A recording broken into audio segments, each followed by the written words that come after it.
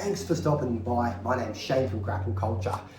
I just wanted to take a moment to talk about the comments section because I posted a couple of weeks ago this post on a Jiu Jitsu Facebook group and got some really good comments. So I just thought I'd quickly read out my post in its entirety, and because when I was just going through the post yesterday, some of the comments were really good, and Andrew even said, this comment section is so good, it should be like archived. And I was actually reading through the comments going, yeah, some of these comments are fantastic. So I kind of want to share it with you. Real quickly, let me just read out my actual post. I started saying, I've been thinking about this a lot lately because I've been doing Jiu Jitsu for around the 20-year mark, run my own gym in multiple locations. I'm 41, I weigh around the 71 kilo mark, and I've trained all over the world. I actually train as much as I can. I'm kind of like a bit of an addict to it. But I just can't help wondering, and usually I'm having these wondering thoughts after some really hard rounds with some, like, what did I say? After a tough round with like that 95 kilo blue belt, like, you know, your 200 pound blue belt who just used to wrestle. Outweigh you by a lot. You can usually end those rolls getting into the car or back on your motorbike and kind of wiping a tear from your eye going, is my jiu-jitsu actually good, or am I just experienced at fast? Anyway, I don't mean can I beat everybody in the room. After doing jiu-jitsu for a while, you know where you stand as far as the room's concerned. But the question is my jiu-jitsu efficient? Is it sustainable? And does it still reflect who I am now and what I've trained for? When you compare it to the early 20-year-old version of me starting out, getting my blue belt and how I compared to jiu-jitsu. Just thought that was a interesting thought.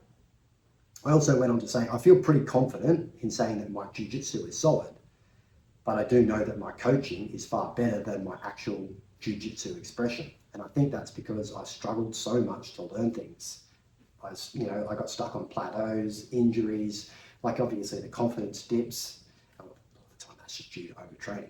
But having to rethink how I personally train as my life has changed.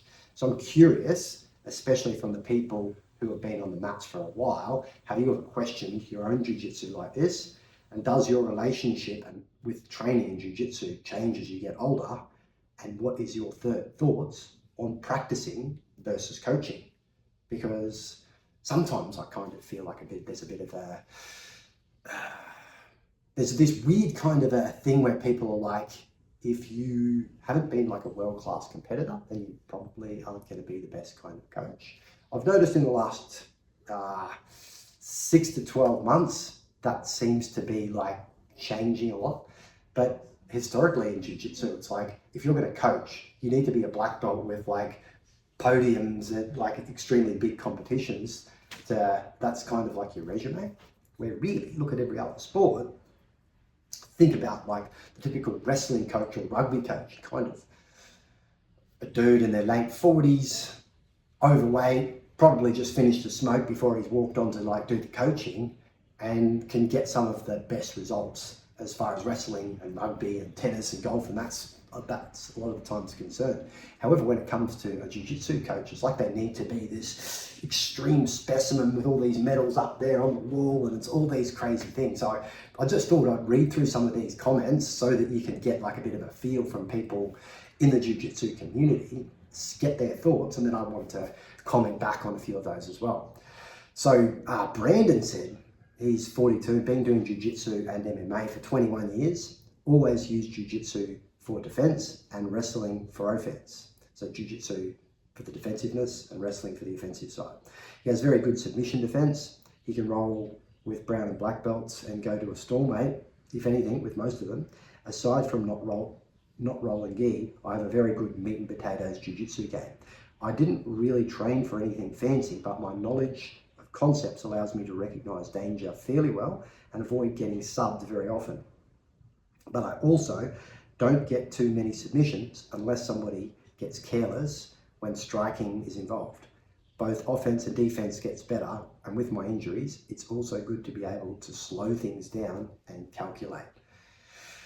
We're all grizzled old vets. Yes, I can agree with that one. And when it comes to getting submissions, especially if you're rolling with people that are stronger and real fit and athletic, a lot of the times, and I'll just use a bow and arrow choke for example, it's in the gi, one of my favorites, because I've got like a lot of different setups to using it, that kind of thing. The hand that's underneath the chin, or like back from the chin when you're choking somebody that doesn't really want to tap, it actually hurts this hand, this forearm, and this grip so much that's up there. And it usually, my setups take quite a while. So this hand is usually so sore that I'm like, I could finish this choke, but this hand, this grip, and this forearm is going to feel so bad for the next few days that I'm happy for them to escape, or I'm happy to try and get an arm bar or a back triangle or something like that doesn't require me cooking my grip. So thanks, Brandon, I completely get that. And Mike said, I think we all toy with this thought. 39 and been training since 2009, one of the OGs. Our Jiu Jitsu doesn't define us as individuals, and even if a young, strong, athletic blue belt gives you a hard time, it doesn't mean that your Jiu Jitsu is lacking. It's important to just enjoy the journey at any stage, stay healthy, and imprint your knowledge on people who have less experience.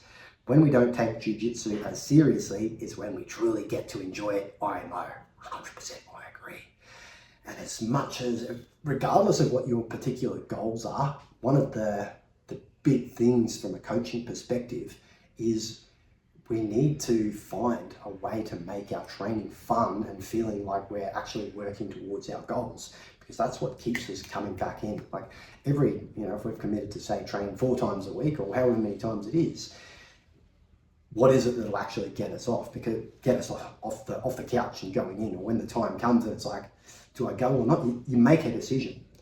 And if you have moments of fun when you're on the mats and you're training, that's the times. That's when you'll actually go back in and train. So try to make it take the pressure off yourself and find some fun in every session, because that's going to make you go back in more. Thanks, Mike. Carl said, my knowledge no longer matches the body I had in my 20s and 30s. Ain't that the truth? Back then, I was more athletic, stronger, and I knew less, but I could power my way out of trouble when my technique fell short. Now, as I've aged, I know far more and my technique is sharper, but dealing with the younger, stronger, and competition-driven lower belts is a different challenge. Since turning 40, my game has evolved, and every 3 to 4 years, just to stay relevant and to stay one step ahead of the young ones. Even that does not cover all of them. This is the reality of staying in the game as you age. So I leave my ego at the door, I teach what I know, and I focus more on learning rather than trying to destroy everyone on the mats. Don't get me wrong, I still enjoy trying, but deep down I know that my physical prime will never match my mental understanding of Jiu Jitsu. But I'm still here, I'm on the mats, and I'm still learning. That's awesome. Thanks for that, Carl. Body no longer matches the mind, so when you try to keep up with people, it turns into, if you turn it into a physical game against people that are physically more athletic and stronger than you, it's a real struggle. So keeping what I say to people that are new, say the white and the blue belts of people that have maybe wrestled, or they're just physically strong from gymnastics or gym or whatever else it is. When you know less Jiu-Jitsu, you tend to need to rely on your physical attributes, whether it's strength, flexibility, explosiveness, whatever it is. However, I always try to encourage people especially in that first 12 months, to try to use less strength than you need, less flexibility than you need, so that when you actually learn the techniques and you're starting to apply them, and you start to get the training partners that you really push yourself against, and you start to get different things happen. You can just add that strength back in. If you've always rolled using strength, using explosiveness and power, at white and blue belts does tend to work quite well, even competitively. But then as we start to progress, it greatly increases our risk of injuries. But also we're already tapped out for our strength, so we try to add techniques, and then we're just trying to force the technique. So a big gain of being longer on the mats is like learning to minimize the amount of effort that you're putting in just to meet the situation. And then when we're wanting to make something happen, that's when we put the strength in. So if it's a competition or if it's harder rounds with our more familiar training partners, that's when it's cool. Amber said she's been a runner for 26 years and at 41, so ignore this if I don't think it applies, but so much is the same in her sport. I put a lot into bringing along new runners, pacing friends at races, and really got good at the coaching aspect as she got slower. I think it depends on where you want your focus. Professional athletes focus on themselves. When they retire, then they dedicate their time to coaching. Not all, but many. And my relationship with running has changed a lot from high school and college, from the high school and college athlete to now. It's not all about those numbers or getting on the podium. Getting on the podium, but actually in 2026 I'm pushing to get back on the podium and invest my time back into me. I think any long-term athlete has ebbs and flows in their journey. Ask yourself your goals now. What is it that you want to accomplish? Write it down, visualize it, and execute that. I hope this helps, especially that last paragraph, Amber. That is pure gold. Every time I'm going into a session, and often when I think about my own jiu-jitsu, and even when I wrote this post, that was exactly what I was thinking about. I was just thinking about, what are my goals now? What am I trying to achieve? And like these days for me, it's about like sharing what I've learned, saying one little thing that'll just make somebody's like go a lot easier. However, if I was in that position where I was thinking, okay, I'm going to sign up for this competition in 2 or 3 months, then a lot of my roles would look a lot different. And when I go in and train, I try to have a bit of a laugh, but most of the time when I have the rounds, I'm going to look for training partners that are more high level, that I trust, but also that kind of really push the pace with me. So exactly that, like things are going to change as you like age and progress, but also it's important to keep reminding yourself, hey, my goals have changed at the moment. I'm training for a competition, I'm training to get on the podium. Or it's important to remember that at the moment, I'm just here to have fun and share my expression and share my techniques and my time. Like, so when you're newer, it's generally a lot smaller and it changes like a lot less. Like you might just have, I'm hoping to compete in 12 months and get like fitter in the process, make some friends potentially. So you probably keep those first sort of few goals over the first year or two, but then as you progress, there's going to be like different, cardio will come into it, weight loss will come into it, training for a competition, training to potentially like, I've seen a lot of people start jiu-jitsu and then a few years later they're like, oh, I want to have an MMA fight and different things like that. So we want to just be aware that, hey, we're training for different things and choose gyms and coaches and training partners according to the goals that we're actually trying to achieve. But yeah, very smart words. And the cross correlation is between running and jiu-jitsu is absolutely perfect there, Amber. So yeah, really appreciate it. James has said yes to all of it. This is why no matter how many guys someone can tap out in an open mat, they aren't a black belt to me until 10 years because of the things you mentioned. Burnout, injuries, life's outside challenges, etc. are all things that until you've overcome them, you've got no business speaking on them. Ain't that the truth? And but like us, you've been training for a while, so you're brown or a black belt, and in your 40s. Yes, you do have like a lot more experience to speak about things, but then people come into, like when you're running a gym, you do have people come in and they've got like different life experiences and they've got different reasons to train. So as a coach, I completely agree with what he's saying. Until you like have lived through similar or very relatable experiences, you don't actually have a right to speak on them. If you do have to coach them, the way to do that is like ask a lot of questions and then correlate, really figure out, you know, what their fears are, what their goals are, and then work things out. So I really appreciate that. Danny, as you age, I think it's hard not to feel this way. I'm 47, been training 15 plus years, same story as you from the looks of it. The sport has evolved over this time that we've been in it. I look at our generation as the Americans who made Jiu Jitsu what it is today, and I compare it a lot to skateboarding. Back in the 90s when I was ripping, for then, today, my 90s ripping wouldn't really be shit. 100% I agree. And I feel like as a like a newer sport, skateboarding is just a little bit older than Jiu Jitsu. But you can really see the evolution of the sport from like guys like Tony Hawk and that kind of thing. Like the kids these days can do those kinds of things. And like, you know, we look up to Marcelo and Hodger and that sort of thing. All of those moves are still very relevant.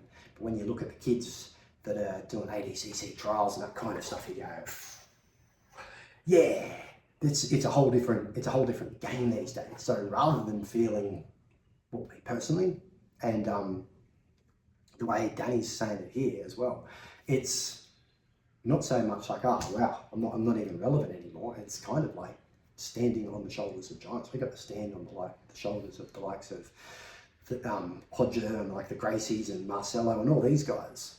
And the kids these days get to benefit from our progression, and then the coming generations get to benefit. So rather than feeling like washed out or like a has-been kind of a thing, but yeah, understand that we got to stand on the shoulders of giants, and we also, by staying in the sport, we get to be the giants of the next generation.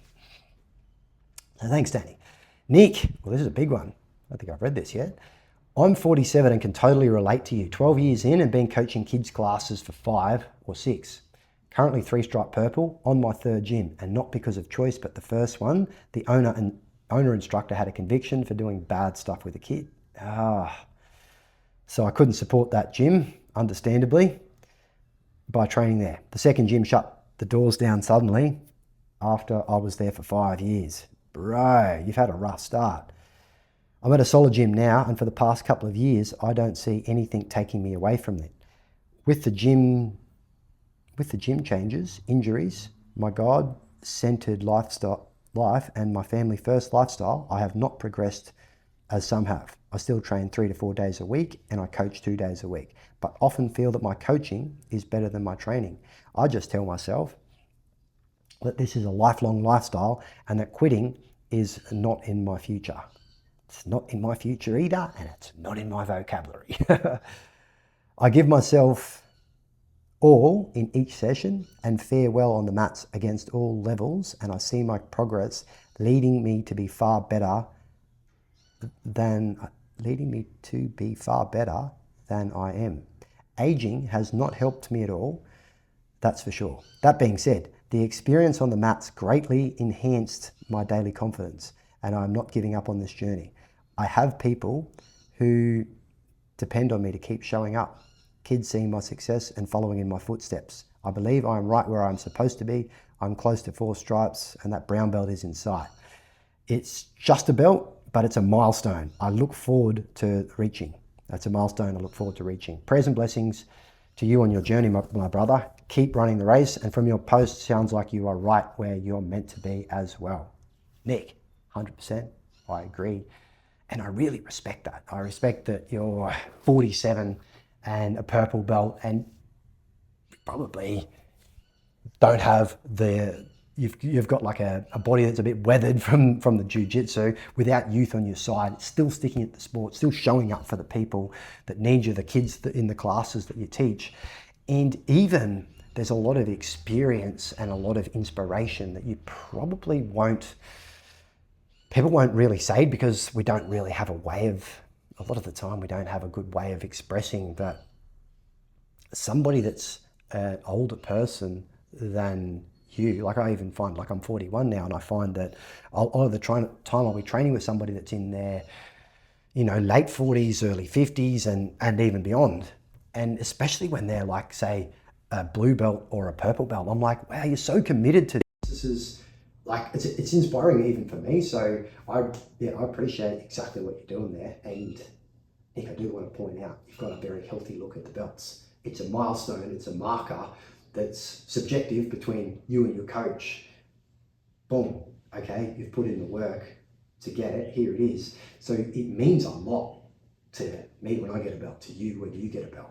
But our belts, as massive as they are to us in our head, as far as the grand scheme of things is concerned, it's basically like somebody getting a degree and putting it up on the wall. It sort of means they spend a lot of money and time doing these things, but it doesn't actually mean they're the best at the sport. It doesn't actually mean they're the worst. It's just a delineation of where they're at. So it's a really healthy way to look at that, Nick. Because George, yeah, that's a hard one. I had to learn. But your body is changing. Some physicians say as we get older, focus more on muscle resistance than other exercise, which also helps in jits because you have your technique, but as your speed and endurance decreases, you can slow younger athletes with technique, application, and strength. Completely agree. And if you're thinking the same along those lines, yes, having a more like contractual kind of muscle, like slowing people down, using, weight and timing and leverage adds massively changes your game. Also, slowing things down helps younger people, newer people learn because they don't have to deal with you moving at 1,000 miles an hour, and they can see exactly what you're doing with the pressure and the things, the things that you've locked onto and the way that you've controlled the roll. So it actually helps the younger generation learn jiu-jitsu faster. So there's a lot to be said for that. Appreciate the comment. Brianna says, at almost 47, a lot of 47-year-olds in this comment section here. It's cool. It's real cool. Been teaching 3 years, been training 10 years. My doctors don't even want me teaching in the last 6 months, but it's the closest I can get to being on the mats. I haven't given up all hope of being able to train, but I drill more and I roll less opportunities to get injured. Yes, I feel that. Coaching and helping out with coaching and that sort of thing can be a really good, because I feel like for a lot of us, jiu-jitsu it's like a social outlet. We get to, talking about the techniques and talking about these different things, a lot of the time it's kind of basically having a bit of like a different language and a different sport that we're all kind of interested in together. So it's not, for all of us, it's not winning a competition or get, our ground component of an MMA career. It's our social outlet, and it's how we keep ourselves sane. So when you're struggling with injuries, I know sometimes people can get a bit like, I can't really roll with this person because they're here and they're injured. No, they're here, they're helping you. Maybe there is some position that they can be extremely beneficial from. So yeah, Brandon, definitely don't discount the value that you're adding, especially with like 10 years of experience. And if you've been coaching for 3 years, adults are hard, kids are even harder to coach. So I really feel like you're adding a lot. And obviously we want to get back on the mats, and we do want to have roles where we're not worried about injury. What I can 100% say is look to start training full range of motion style of training and promoting blood flow to different areas like the shoulders and the neck and that kind of thing. Not by over strengthening the obvious muscles, but by looking to strengthen the smaller muscles. If you do want a bit more knowledge around that, I have a school group. I'll drop a link below for that school group. It's free to join. You can jump in there, chuck your comments in the community section, or just shoot me a DM, and I'm more than happy to either hook you up with a professional or give you a couple of easy exercises to try immediately just to see if you can get that worked out. But I'll put that below. Shoot us a DM if you need that one. Kelly, as a 25-year practitioner of many martial arts, a couple of black belts, and working on a third or fourth. 4 black belts, super impressive. Am I good is not like a singular line chart. No, it's not. That climbs and dips, where one day you're the best you'll ever be, and you're slowly getting worse as you age. It's more of a bar or a pie chart. All of the things you need to be good at martial arts, there are days and there are times when your strength is great, but your skill, I can't even talk, your skill stinks, and your wisdom and experience grows because you recognize this. This will change every day that you train for the rest of your life, 100%.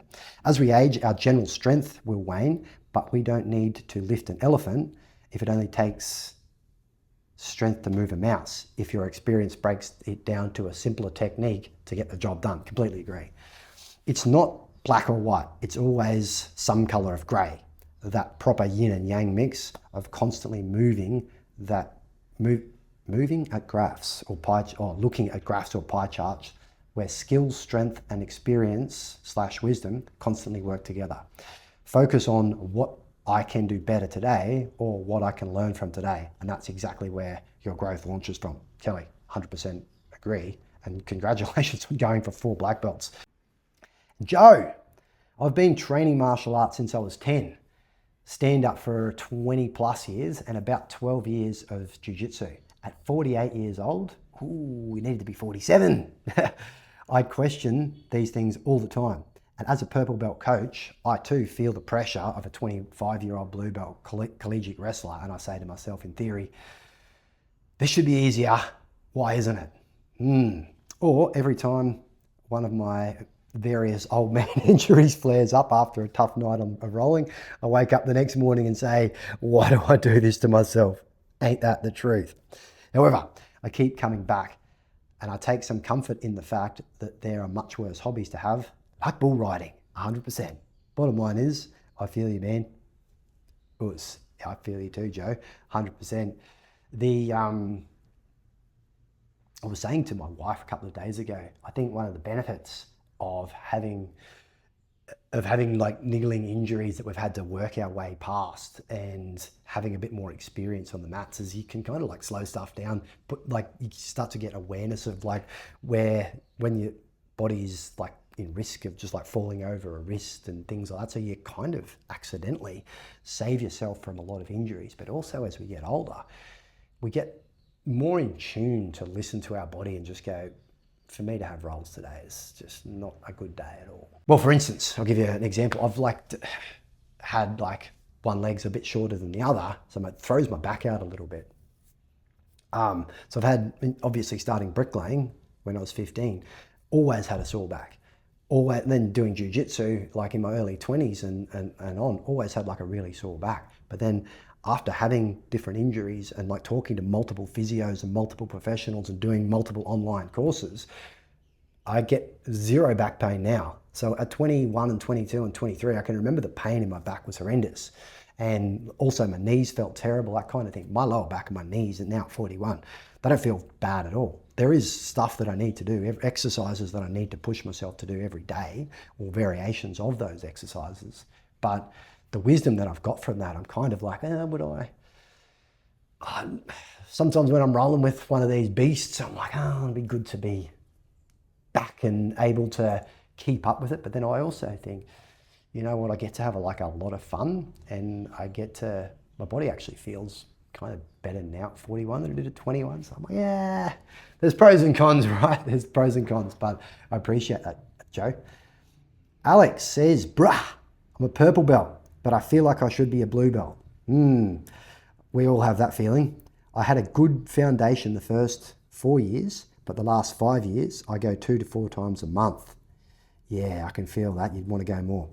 But if I go more, I'd go more if I was able. Yeah. Due to kids and the wife's schedule, I've come to the realization that I don't care, and I still go now. I just started taking my son, and we all have our own path. I appreciate the comment, Alex. And I will say, I really think you do care. And even if you can only train a few times, you're still achieving the goals that you work for. And the fact that you even if you only trained a few times a month, which is like all you can do at the moment, you're taking your son. And for him, like as somebody that's coached like a lot of kids and adults, the kids that got the best progression were the ones where dad or even sometimes mum occasionally got on the mats with them. It was like they felt like they could kind of, it wasn't just me that was, or me or the other coaches that they could look up to. It was also dad or mum. Like it's, wow, like, they'd see dad or mum like have a role with say me or one of the other coaches. I'd be like, wow, dad or mum's really doing it. And they'd start to put their parent on that pedestal so that that kid's progression in jiu-jitsu and their understanding and their attentiveness in class, that were my favorite kids to coach. So appreciate what you're doing, man. So one, I think you do care. And two, I think what you're doing for your kids is bloody awesome. So awesome. Yeah, rock on. Scott said, I'm on the other side of the coin as a middle-aged recovering wrestler. My existential crisis is that I'm a good grappler who sucks at jiu-jitsu, or am I an okay jiu-jitsu practitioner who's good at wrestling? Yeah. Bro, I can't answer that because I'm definitely not a good wrestler, but I really like the way that you've posed that question. Brad said, tagged one of his friends and said, this is a great conversation. And I do. Even though I've read these comments before and now I'm reading them out again for you guys, I'm like, this is cool. This is some really good stuff. Often the comment sections after on jiu-jitsu posts, and some of the ones that I post being a little bit silly and that, get some silly comments, and we might read them out one day. But this is some wholesome stuff and I'm enjoying this. Ryan has said, it's probably still better than being the 42-year-old white belt I am. Right. Yeah, seriously, though I see this as being a long, slow journey, marked every once in a while with a stripe or belt. It's about the it is all about the community and just hitting the mats for me. That being said, there are some higher belts I roll with where I have a better chance of holding my own than others just based on size, strength and background. Yeah, I'm sure it can be frustrating, but we're all in it together as a family. Boom. Thanks for that comment, Ryan. Really appreciate it.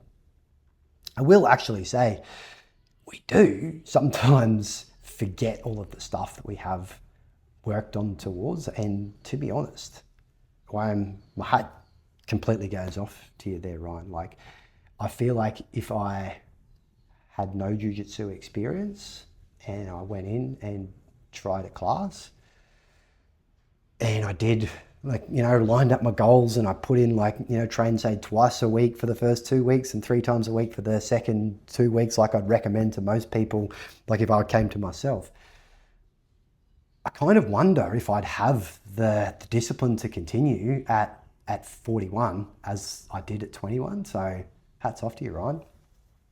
I'd like to think I would, but I kind of wonder. I really do. Caleb, I don't know. I feel I've gotten worse as I made it to purple belt just a little more than 2 years ago. More so after having been slammed by a much more inexperienced person than when I wasn't trying to train hard. I'm 43, and as I've gotten older, I've lost confidence in training consistently again. My body just can't recover the way that it used to. Caleb, as a purple belt, how old did you say you were? At 43, as a 43-year-old purple belt, all of the blue belts and the more experienced white belts are going to see you as there's like a target just holographed onto you all of the time. So all of the roles with those people are most likely, they're just going to see it as, this is somebody that if I can tap, then most likely I'm due for a purple belt, or if it's a white belt, I'm due, if I can tap this 43-year-old purple belt, then I should be a blue belt. So that's why you're going to get a lot more of that beat up feel to your body.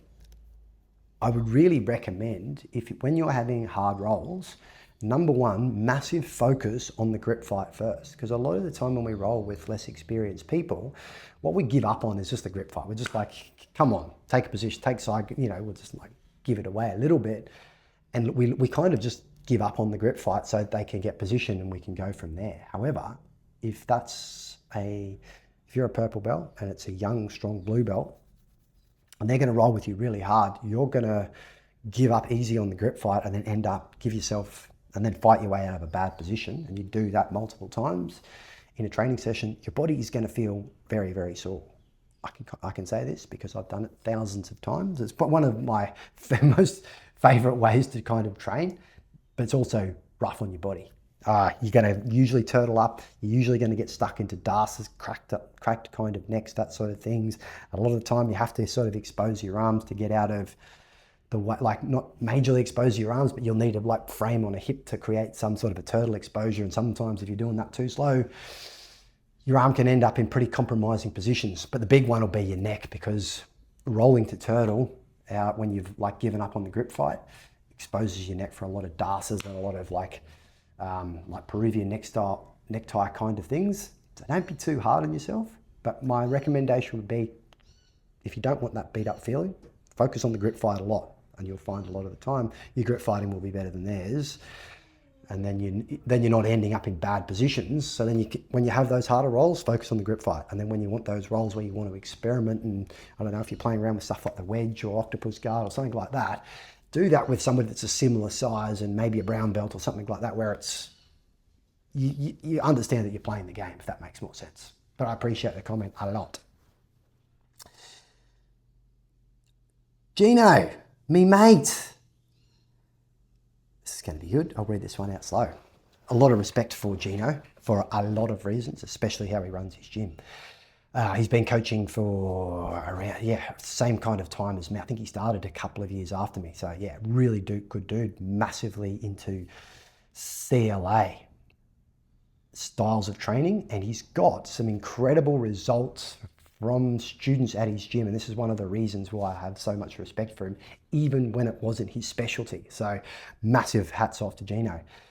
He said, attributes are real. Just have to accept that there will always be younger, stronger, faster athletes. Play the game accordingly. Also, there must be a separation between you as the athlete and you as the coach. Your value as a coach is your ability to create learning opportunities for your students, not in how many of them you can beat in a row. In all, yeah, bro, it's rough, but out here for us old dogs. Thanks, Gino. That's, so true.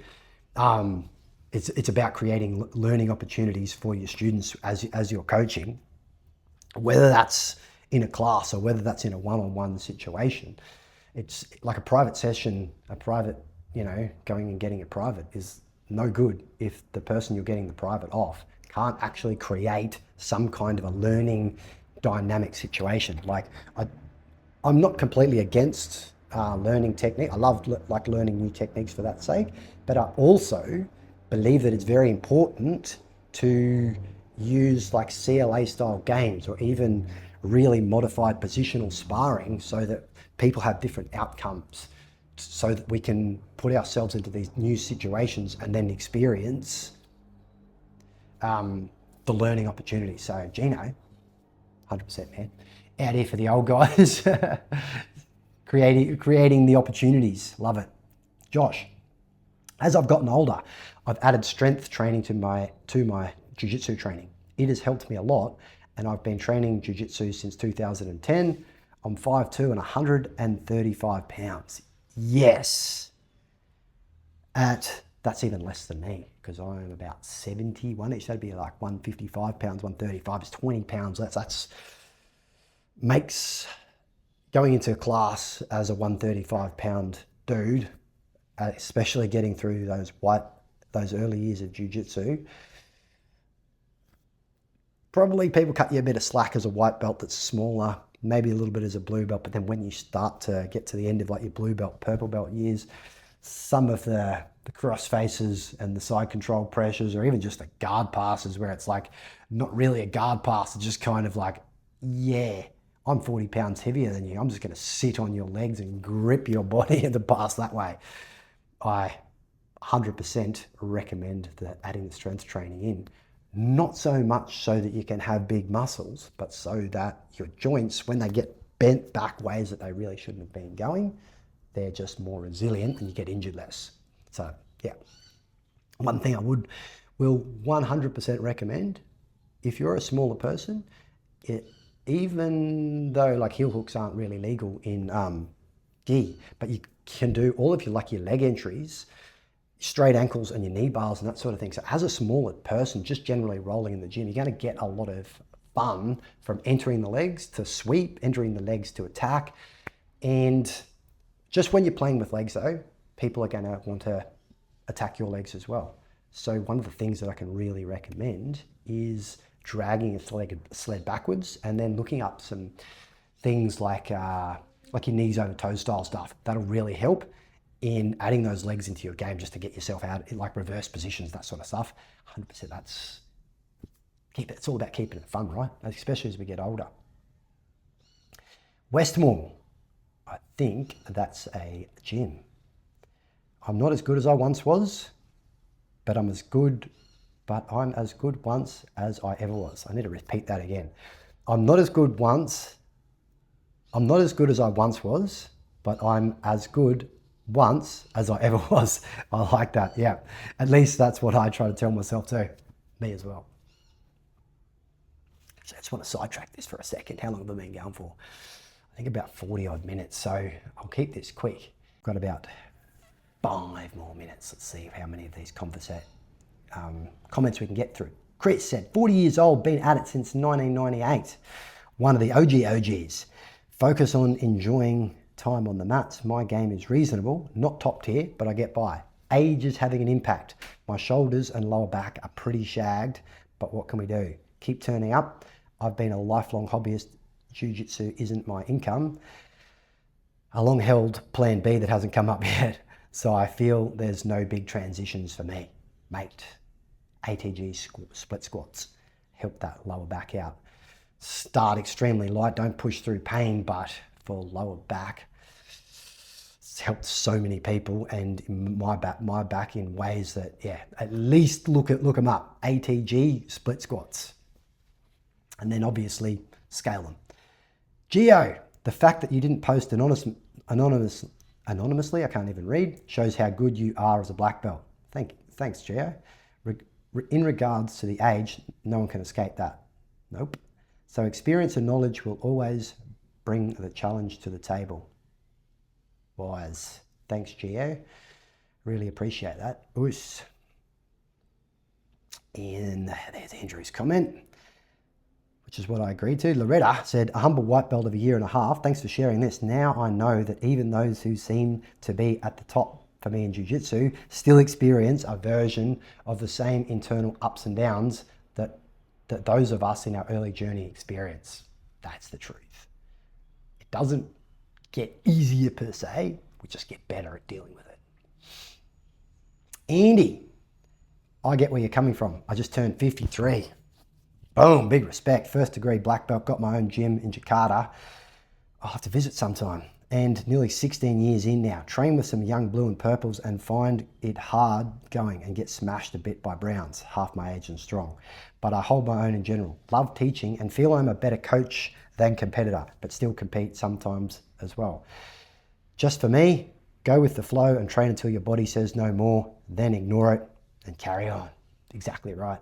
Remember, one of the things that I kind of talk about being really proud about myself is I always said, I'll just go for 10 more years. I'll just do 10 years. I'll get my black belt and then I'll decide if I want to go on. So then I did that, and 10 years later, I'm here and I'm like, yeah, I'll probably go up 10 or 20 years, see how my body feels then and see if I continue. So even if tomorrow is the last day or today's the last day that I ever train Jiu Jitsu, in my mind, it's still about 20 more years I'm hoping to train for until I'm about 60. So yeah, Jake says, I think you're overthinking it, homie. Just do what you enjoy doing, 100%. Michael says, all the time, 100%. Saying yes to all of your questions. Yeah. Anyone that's been around for a while thinking of it, 100%. 46-year-old, can't really say Steve. 46-year-old brown belt, can only train 2 or 3 times a week, work night shifts.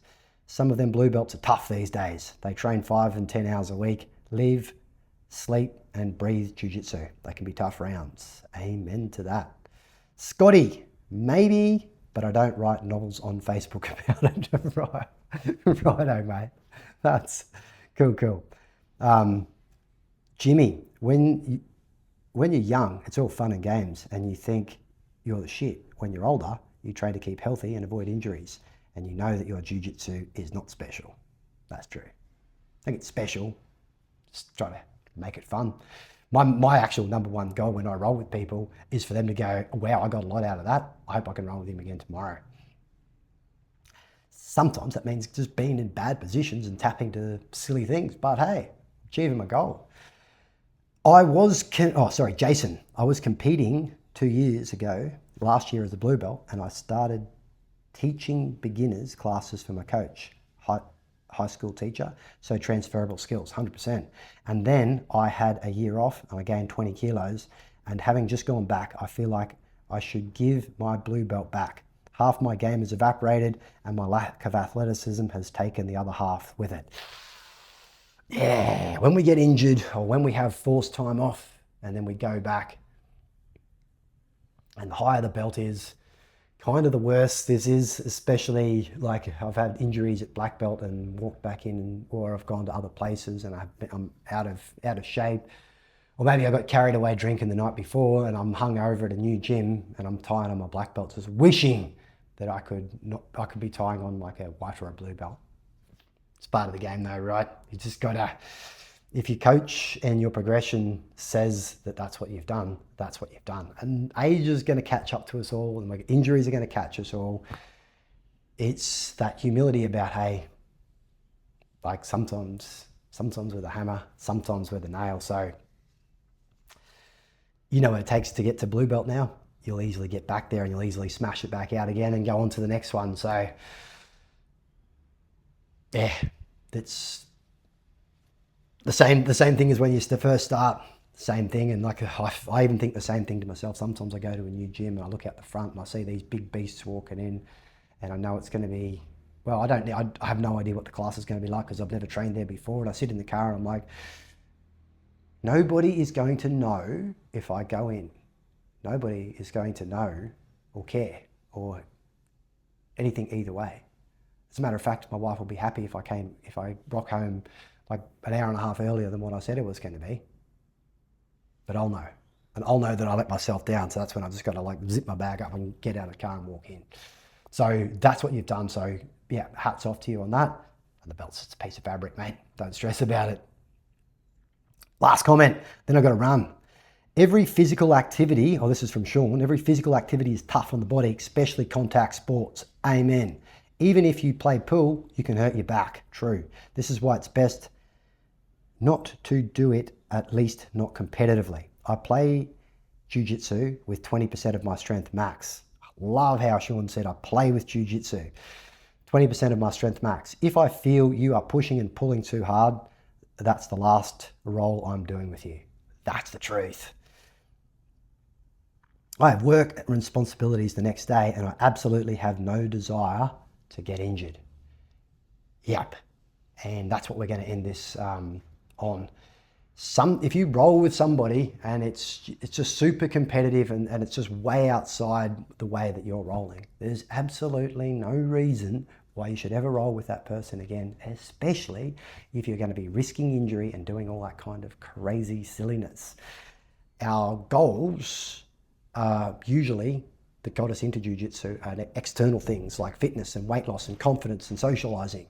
Injuries are just going to remove all of that from us. And if we need, our arm or our leg or something and that gets injured at training, then that's just going to take away from even achieving your goals and living your life. So if somebody seems risky to roll with, just be completely happy to say no. I was even talking with somebody the other day and they were saying, sometimes it just feels scary. I'm like, we can just tap and say, thanks for the roll. Hey, there's still 1.5 minutes on the timer. Not for me, there's not. I'm sitting this one out and finding a new training partner. I don't want to risk rolling with you just so that I can manage your feelings and make you feel good while you're on the training. If you're going to roll like a maniac and my goal is just to get back into training, or I'm much smaller or weaker than you, it's fine. I don't need to have this roll. And at any level, it doesn't matter whether it's your first day on the mats or your 20th year on the mats, you can and you definitely should say no to rounds, especially when they're especially if you've started a roll with somebody and you're just like, this is, one, it's going to be a horrible round, and two, if you're feeling like you're risking injury and you don't feel like you can do different things, tap, tap, tap. So good. Thanks for the roll, brother. Have a nice life. All right, till next time, guys. That's the end. I've got a race to training right now. But I did mention the school group below. If you liked any of this stuff and you want to talk to me directly, jump in the school group. It's free. I do have some courses in there if you want to get some clarity around what you're working on, or especially if you run a gym and you need a hand with some culture. That's why I've called the group Grapple Culture. But if you like this video, it's good for the algorithm if you subscribe and comment on it. All right, see you soon. Bye.